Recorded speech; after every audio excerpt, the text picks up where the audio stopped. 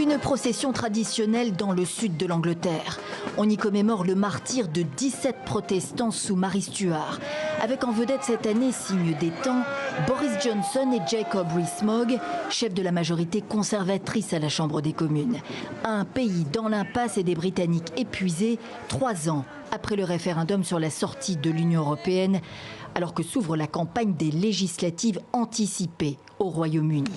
Le Parlement britannique est officiellement dissous depuis minuit. Le Premier ministre est déjà sur le pied de guerre.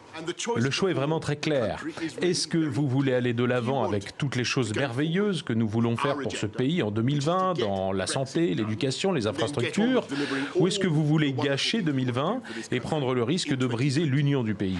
Cible de Boris Johnson, Jeremy Corbyn, le chef de l'opposition travailliste qui, de son côté, dégaine les arguments chocs.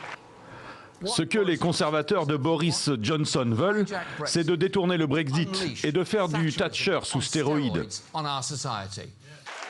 En clair, une politique antisociale, défavorable aux travailleurs et aux classes les plus modestes. Jeremy Corbyn promet de résoudre le casse-tête du Brexit en 6 mois après les élections. Il se donne 3 mois pour négocier un nouvel accord d'union douanière avec l'Union européenne qu'il soumettrait à référendum aux Britanniques. Ensuite, le parti du Brexit, lui, est en embuscade sur les terres du Labour. Quant aux libéraux démocrates, ils ont bien l'intention de surfer sur un regain de popularité pour revenir en force au Parlement. Leur chef, Jo Swinson, s'engage même à arrêter le Brexit si elle accède au pouvoir. La campagne va durer 5 semaines.